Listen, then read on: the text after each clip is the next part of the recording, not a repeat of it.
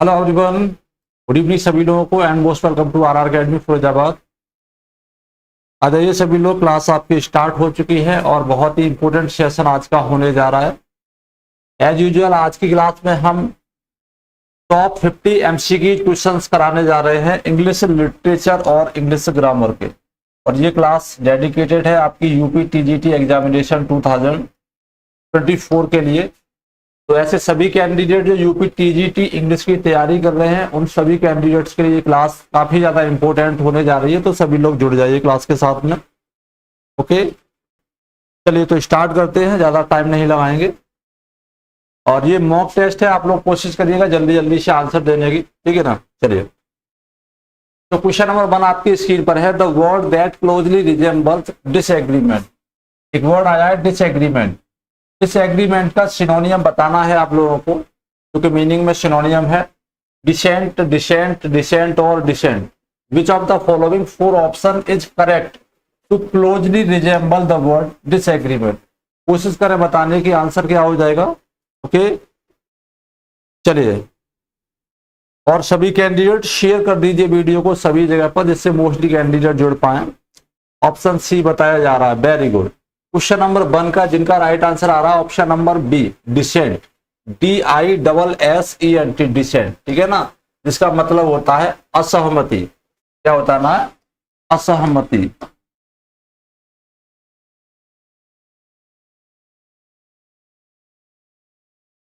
असहमति, ठीक है ना, डिसएग्रीमेंट। डिसएग्रीमेंट का मतलब है असहमति और डिसेंट का मतलब भी आपका असहमति है। नोट करेंगे। अगला क्वेश्चन है आपकी स्क्रीन पर। The word distinguish, the word distinguish closely resemble. एक वर्ड आया है बहुत ही इंपोर्टेंट, डिस्टिंगाइज। इसका भी हमें एक क्लोजली रिजेंबल वर्ड यानी कि सिनोनियम बताना है। तो डिस्टिंगाइज का मतलब आपको पता होना चाहिए। इमिनेंट दिया है, इमिनेंट दिया है, और इमिनेंट है और इमीनियल है। तो कौन सा वाला ऑप्शन आपका करेक्ट होगा। ओके, इट्स विराज, ऑप्शन ए आ रहा है, इमिनेंट, बिल्कुल ठीक है। एमिनेंट का मतलब होता है विख्यात, पॉपुलर, ठीक है ना, सुपर, स्पेसिफिक, फेमस, रिनाउंड। ये सभी क्या है, डिस्टिंगाइज के सिनोनियम्स हैं। ओके, गुड, वेरी गुड, ठीक है ना। ऑप्शन नंबर ए हमारा करेक्ट रहेगा। आगे बढ़ेंगे अगले क्वेश्चन पर। नेक्स्ट क्वेश्चन है showing respect, showing respect is best indicated by. आपके सामने ये फ्रेज दिया गया है, शोइंग रेस्पेक्ट, यानी कि आदर दिखाना, सम्मान शो करना। उसके लिए जो वर्ड है वो कौन सा वाला वर्ड बिल्कुल करेक्ट रहेगा। रेस्पेक्टेबल है, रेस्पेक्टिव है, रेस्पेक्टफुल है और रिसेप्शन है। क्वेश्चन नंबर 3 में बताना है शोइंग रेस्पेक्ट के लिए हम किस वर्ड का यूज कर सकते हैं। चलिए, चरिता, रुचि, विरास। ऑप्शन सी आ रहा है रेस्पेक्टिव। रेस्पेक्टफुल का मतलब है आदरपूर्ण, रेस्पेक्टफुल का मतलब है आदरपूर्ण। हम जब कहीं पर भी बात करें शोइंग रेस्पेक्टिव, तो respectable, respectable father, respectable uncle, है ना, आदरणीय गुरुजी, इस तरीके से बोलते हैं। तो आपका आंसर हो जाएगा adjective respectable. Option number A will be right answer. Note करेंगे। आगे बढ़ते हैं अगले क्वेश्चन पर। नेक्स्ट क्वेश्चन है a false idea or image is known as. A false idea or image is known as allusion, illusion, imagery और none of the above. Question number 4 बताना है, ठीक है। चलिए, सरिता कुमारी क्वेश्चन नंबर 3 का ये बता रही। रुचि, इट्स विराज, ऑप्शन बी आ रहा है, ऑप्शन बी आ रहा है इल्यूजन। क्वेश्चन नंबर 4 का जिन लोगों का राइट आंसर आ रहा है इल्यूजन, बिल्कुल ठीक है ना, इल्यूजन। ऑप्शन नंबर बी हमारा करेक्ट रहेगा। अगला क्वेश्चन है fill in the blank with the correct form of the verb according to the subject verb agreement। आपको बताना है सब्जेक्ट वर्ब एग्रीमेंट के अकॉर्डिंग यहाँ पर कौन सा वाला वर्ब जो है वो हम फिल करेंगे। चलिए, दिया गया हैव, हैज, हैड और आर हैविंग। सेंटेंस है आपके पास में each of the employees, each of the employees रहे स्पेस हिज ऑन डेस्क। तो कौन सा वाला वर्ब हम यहाँ पर फिल करेंगे जिससे कि सेंटेंस आपका बिल्कुल करेक्ट हो जाए। चलिए कोशिश करें। चलिए, और सभी कैंडिडेट शेयर कर दीजिए जल्दी जल्दी से, क्योंकि आज आपकी लगभग 3-4 दिन के बाद में मैं क्लास ले रहा हूं। मोस्टली कैंडिडेट्स को पता नहीं है कि आज की क्लास हो रही है कि नहीं हो रही है। तो ईच, किसी भी सेंटेंस में अगर आपका ईच जो है सब्जेक्ट बनकर आता है, ठीक है ना, तो उस कंडीशन पे उसको हम सिंगुलर सब्जेक्ट कंसीडर करते हैं। और सिंगुलर सब्जेक्ट के लिए हम जो वर्ब यूज करते हैं वो हमारी सिंगुलर होती है। Okay, each of the employee has his own desk. अब इसका पता यहां से भी लगा सकते हैं क्योंकि हिज आया है, क्या आया है, हिज। और हिज जो होता है वो किसके लिए होता है, सिंगुलर सब्जेक्ट के लिए होता है, तो हम यहां से भी इसको समझ सकते हैं।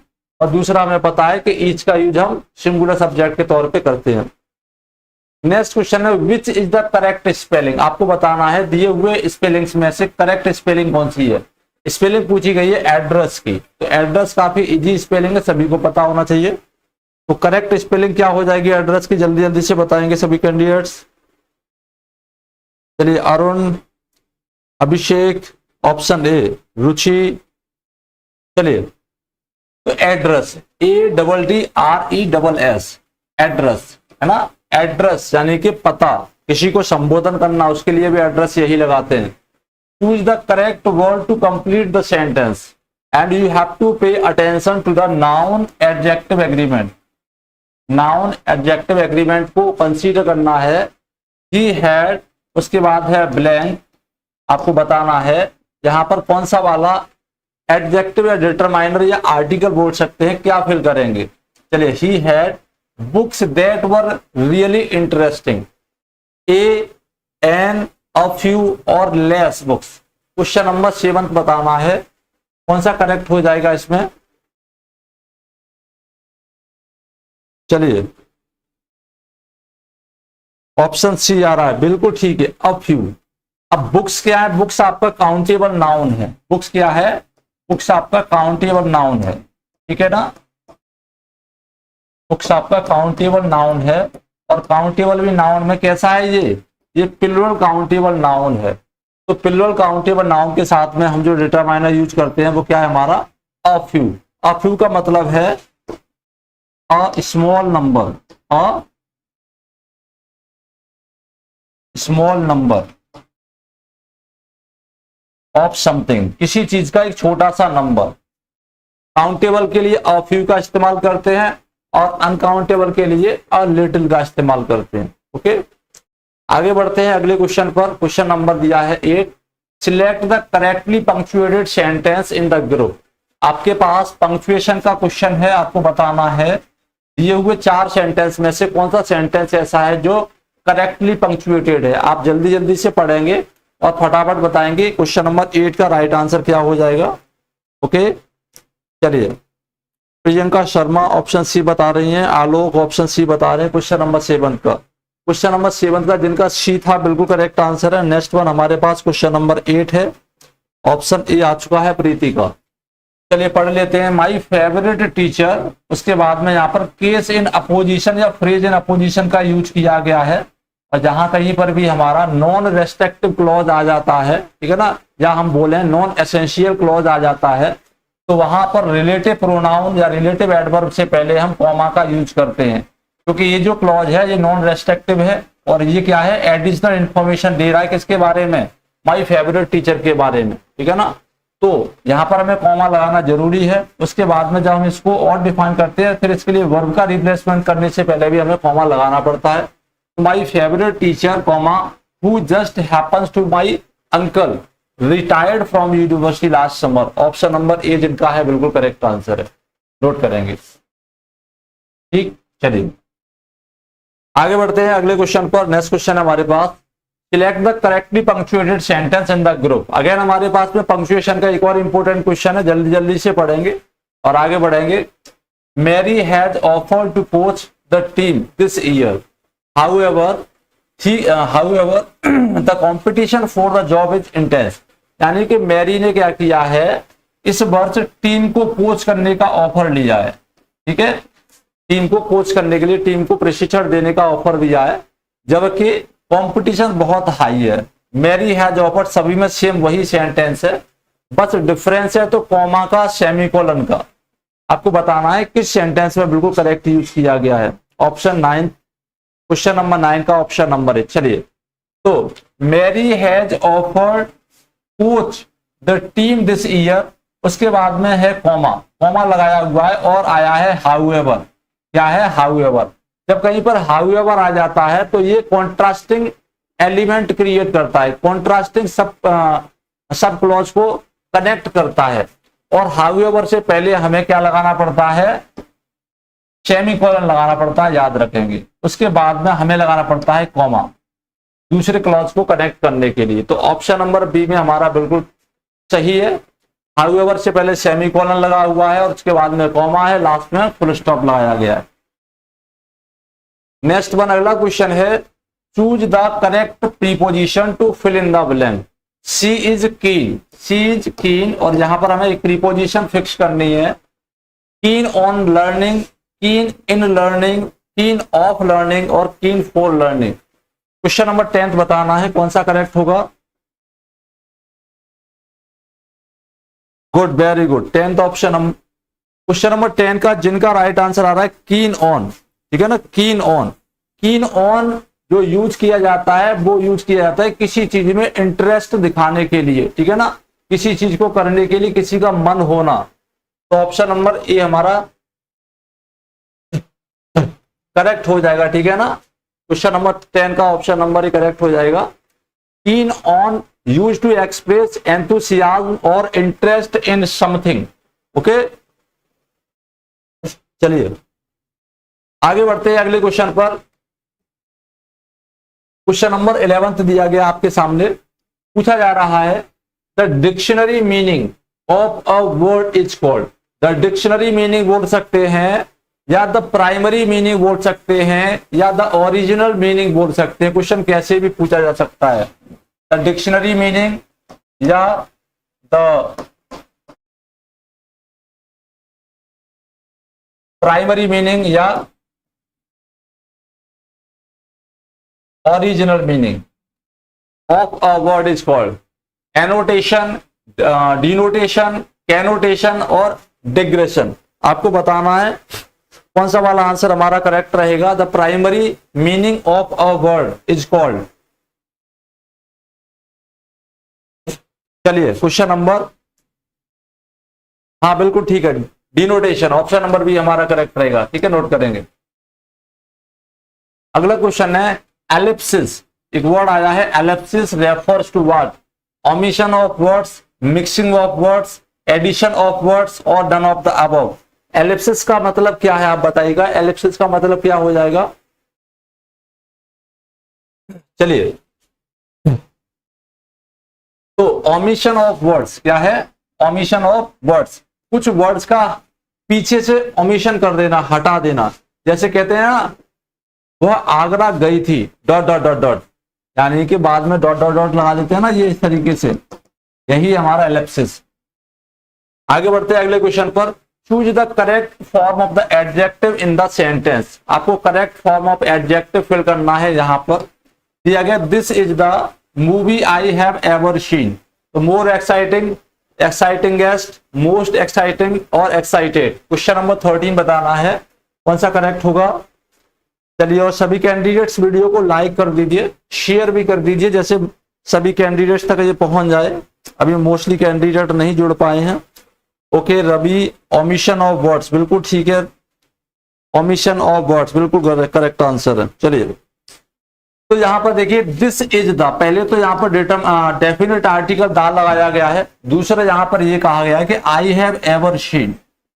यह वह मूवी है जो मैंने कभी देखी थी, यह वह मूवी है जो मैंने कभी देखी थी। और ये कैसी थी? एक्साइटिंग थी। तो उसने जितनी मूवी देखी थी उन सभी में कंपैरिजन किया गया है उस मूवी का जो सबसे अच्छी थी। ऑप्शन नंबर सी हमारा करेक्ट रहेगा, मोस्ट एक्साइटिंग। अगला क्वेश्चन है when was John Milton born.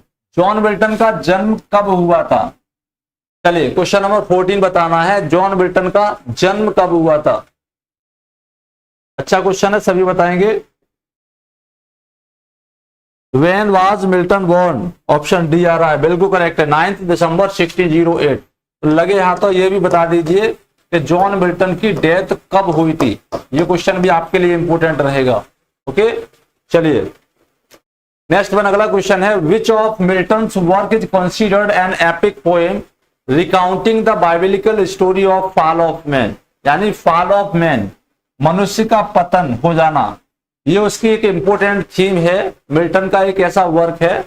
तो कौन सा है? पैराडाइज लॉस्ट है, लिसिडस है, Areopagitica, Samson Agonistes. Question number 15 बताना है, जल्दी से बताएंगे।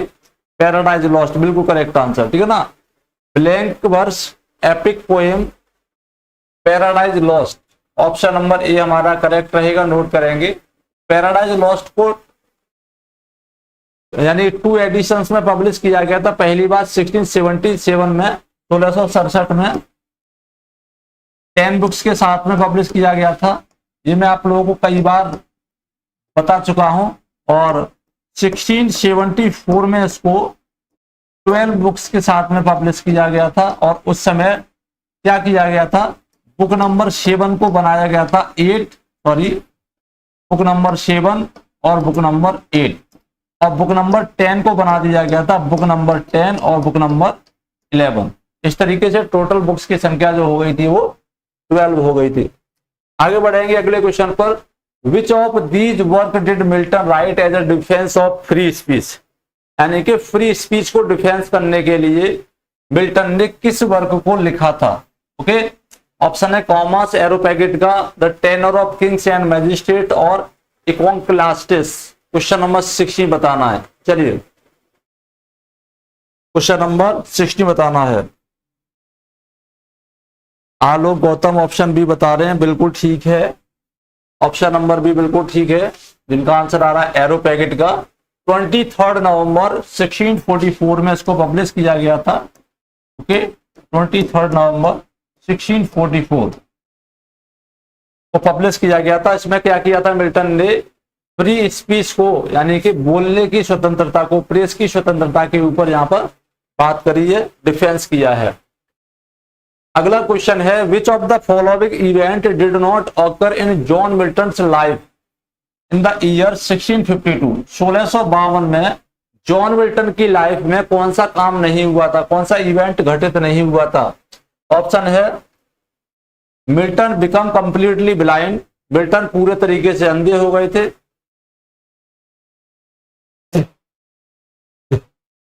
मिल्टन की वाइफ गुजर गई थी after giving birth to their 4th child. Milton की 3rd child and only son John dead 6 weeks after his wife's death. Milton was appointed as secretary for foreign tongues under Oliver Cromwell. तो question number 17 का right answer बताना है, ऐसा कौन सा event है जो मिल्टन की लाइफ में 1652 में घटित नहीं हुआ था? चलिए भाई जल्दी से बताएंगे। ऑप्शन सी आ रहा है, ऑप्शन सी का के लिए ऑप्शन सी तो ठीक है। मिल्टन कंप्लीटली ब्लाइंड हो गए थे 1652 में, मिल्टन की वाइफ भी गुजर गई थी लगभग, ठीक है ना। Milton 3rd child only son John dead 6 weeks. और ऑप्शन नंबर डी हमारा इनकरेक्ट है, Milton was appointed as secretary for foreign terms under Oliver Cromwell, ठीक है ना। ये नहीं हुआ था, नोट करना, ये नहीं हुआ था। ये सेक्रेटरी बने थे 1649 में, यानी इससे पहले ये सेक्रेटरी बना दिए गए थे 1649 में, 1649 में। अगला क्वेश्चन है, which of the following is a primary characteristic of an autobiography. Autobiography का एक प्राइमरी एलिमेंट या कैरेक्टरिस्टिक क्या है? It is written by someone else about a person's life, ये किसी और के द्वारा लिखा जाता है, एक व्यक्ति की लाइफ पर आधारित होकर। It focus on fictional events, ये फिक्शनल घटना पर, काल्पनिक घटना पर आधारित होता है। It provide a first person account, यह व्यक्तिगत अकाउंट प्रेजेंट करता है लाइफ में, ठीक है ना। It consist solely of historical facts, और इसमें ऐतिहासिक घटनाओं का जिक्र किया जाता है। तो क्या है ऑप्शन, कौन सा आपका करेक्ट हो जाएगा ऑटोबायोग्राफिकल के रिगार्डिंग? चलिए, प्रखर, रवि, सरिता, स्नेहा, आलोक, प्रीति, रवि, रजनी। ऑप्शन सी आ रहा है, बिल्कुल ठीक है। It provide a first person account, यानी ये क्या है? ये पर्सनल डॉक्यूमेंट होता है जो व्यक्ति स्वयं लिखता है अपनी लाइफ पर आधारित। आगे क्वेश्चन है what distinguishes a biography from an autobiography, यानी कि बायोग्राफी ऑटोबायोग्राफी से किस तरीके से डिफरेंट है, ठीक है ना। ऑप्शन है बायोग्राफी आर फिक्शनल, बायोग्राफी जो है वो फिक्शनल होती है। दूसरा है biographies are written by the subject themselves, biography को सब्जेक्ट के द्वारा खुद लिखा जाता है, यानी कि जो लिखने वाला है जिसके ऊपर बात हो रही है वो खुद, दोनों एक ही होते हैं। Biographies focus on a person's life from an outsider's perspective, तो ये बिल्कुल ठीक है, यही चीज इसको अलग बनाती है ऑटोबायोग्राफी से। ऑटोबायोग्राफी में क्या होता है, पर्सनल अकाउंट होता है पर्सन के द्वारा, और बायोग्राफी में क्या होता है, पर्सनल अकाउंट होता है किसी दूसरे व्यक्ति के द्वारा, किसी दूसरे व्यक्ति की लाइफ पर।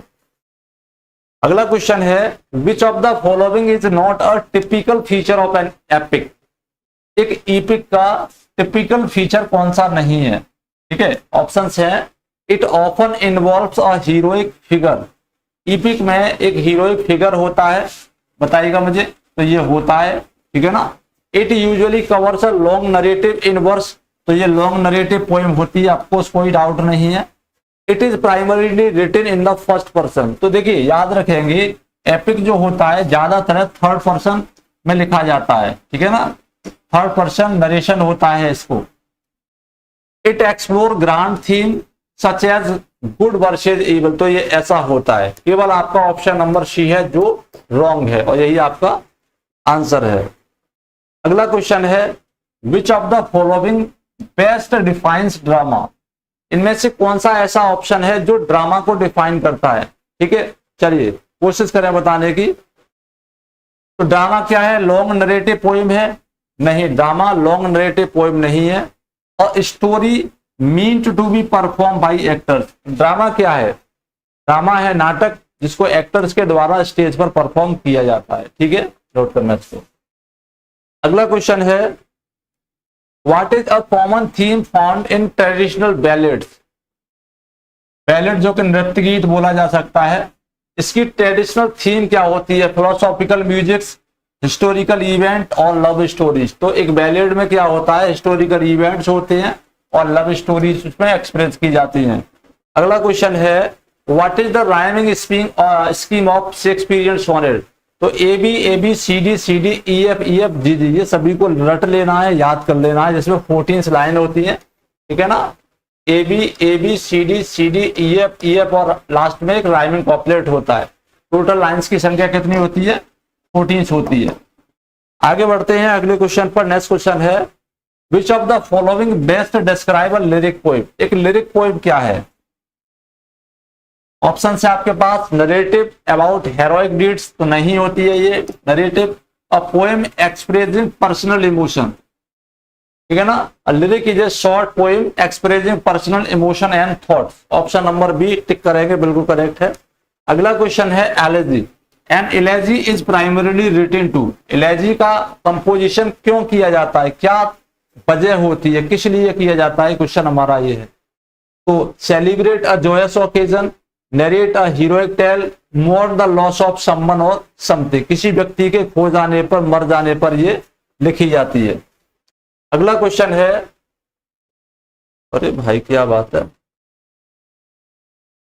चलिए क्वेश्चन नंबर 26 है which of the following element is essential to a tragedy, एक ट्रेजेडी के लिए जो इंपॉर्टेंट चीजें हैं वो क्या हैं। तो ट्रेजेडी में बेसिकली क्या होता है, एक प्रोटैगनिस्ट होता है जो सफर करता है with a tragic flaw, option number B हमारा करेक्ट रहेगा। ओके, अगला क्वेश्चन है which of the following forms of literature is primarily written to be perform and usually includes conflict between characters.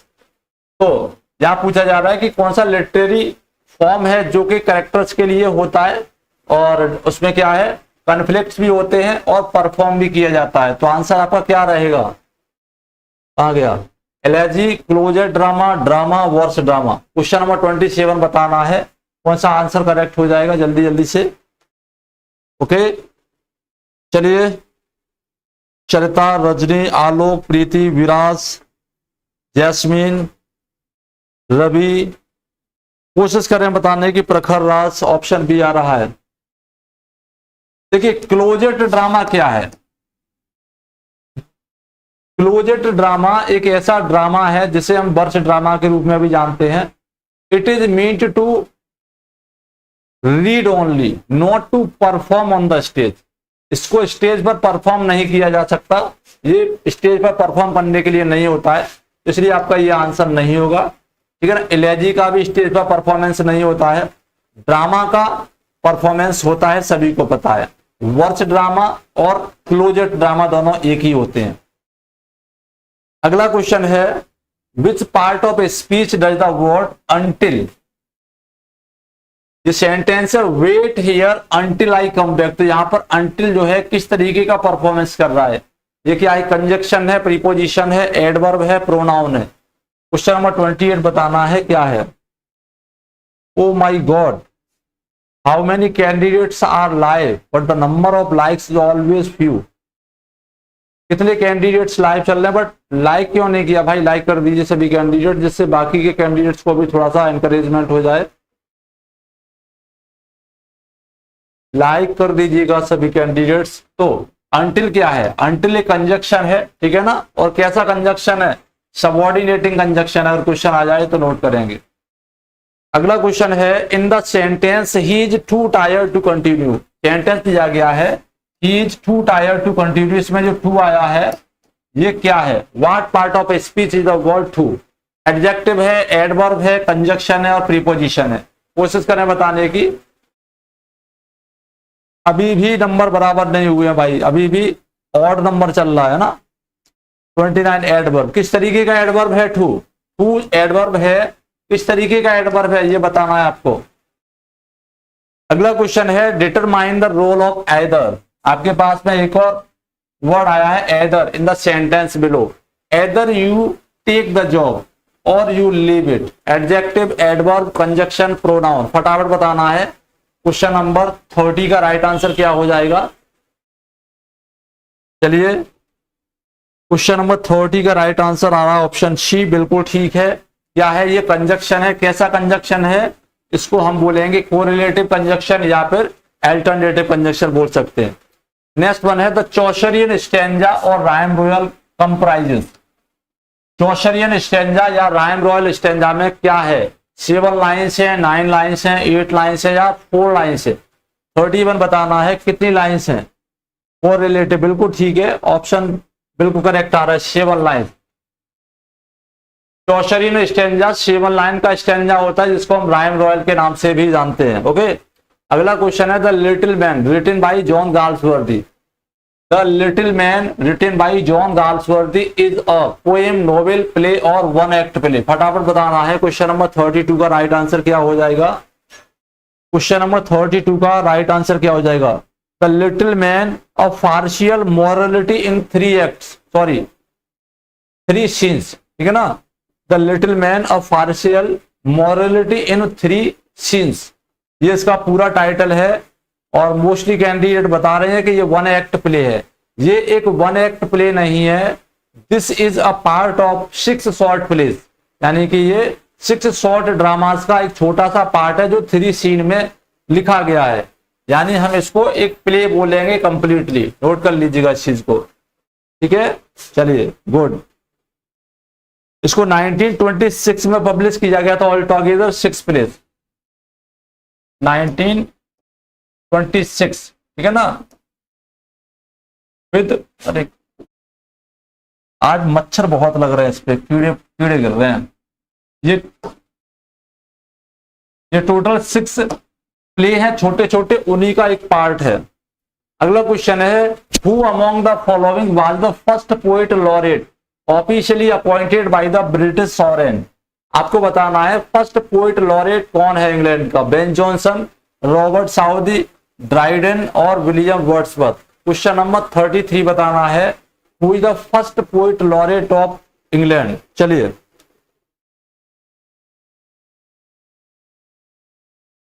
Vinod Kumar, Baldev, Dryden, Preeti, good, very good. तो John Dryden, option number C जिनका आ रहा है बिल्कुल correct answer है, ठीक है ना। क्वेश्चन नंबर 33 पे जिनका राइट आंसर आ रहा है जॉन ड्राइडन, बिल्कुल करेक्ट है। 1668 में किंग चार्ल्स सेकंड के द्वारा, ठीक है ना, 1668 में किंग चार्ल्स सेकंड के द्वारा इनको क्या बनाया गया था, official poet laureate of England. Robert Southey की बात करें तो रॉबर्ट साउदी को भी पोइट लॉरेट बनाया गया है, याद रखना है आप लोगों को, ठीक है ना। 1813 से 1843 तक अगर ये क्वेश्चन आ जाए तो 1813 से 1843 तक, यानी कि अपने जीवन पर्यंत ये 1813 से 43 तक पोइट लॉरेट रहे थे। और उसके बाद में 1843 से लेकर 1850 तक विलियम वर्ड्सवर्थ इंग्लैंड के पोइट लॉरेट रहे थे।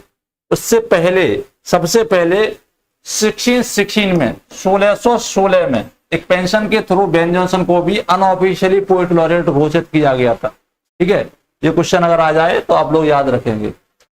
आगे चलते हैं अगले क्वेश्चन पर। The phrase objective correlative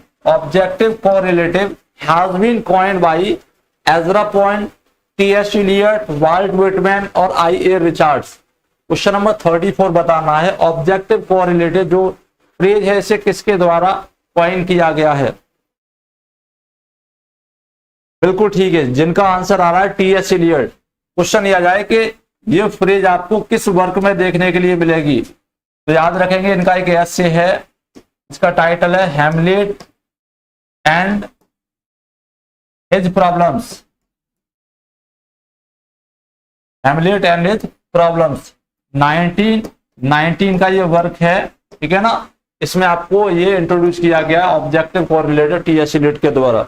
next one, Sartor Resartus is thought provoking work by Carlyle, यानी कि Thomas Carlyle, John Ruskin, William Morris और हेनरी इब्सन। क्वेश्चन नंबर 35 बताना है, कौन सा आंसर करेक्ट हो जाएगा जल्दी जल्दी से। आज मच्छरों का यानी कि छोटे छोटे कीड़ों का प्रकोप बहुत ज्यादा है, ये क्लास नहीं लेने दे रहे आज, मुझे बहुत परेशान कर रहे हैं। चलिए क्वेश्चन नंबर 35 बताना है। 18 गुड, वेरी गुड। जिनका राइट आंसर आ रहा है ऑप्शन नंबर ए, 1836 का नॉवेल है ये, ठीक है ना। 1836 में इस नॉवेल को पब्लिश किया गया था, और किसके द्वारा पब्लिश किया गया था? थॉमस कार्लिल के द्वारा। ऑप्शन नंबर ए हमारा करेक्ट, ठीक है, नोट कर लेना। गुड। चलिए तो आज हम इतना ही कराएंगे। आज क्लास में बहुत ज्यादा डिस्टर्बेंस हो रहा है, मच्छर आंख में गिर रहे, मुंह में जा रहे हैं, ठीक है ना, इस लाइट की वजह से। आज बरसात का मौसम है इस वजह से, ठीक है। तो बाकी ये क्वेश्चन आपको नेक्स्ट क्लास में कराएंगे, तब तक आप लोग क्लास में जुड़ते चले जाइएगा। कल मिलेंगे हम करेक्ट 8 PM पर, ओके। डेली आपकी क्लास अब 8 बजे होने वाली है, डेली प्रैक्टिस रहेगा। और जिन कैंडिडेट्स को टीजीटी का कंप्लीट कोर्स चाहिए, क्रैश कोर्स चाहिए, तो वो RR अकेडमी फिरोजाबाद एप्लीकेशन को विजिट करें। वहां पर सिर्फ 1539 रुपीज में आपको कंप्लीट कोर्स मिल जाएगा अलॉन्ग विद PDF नोट्स, ठीक है ना। PDF नोट्स को आप प्रिंट भी करा सकते हो, MCQ क्वेश्चंस को भी प्रिंट करा सकते हो।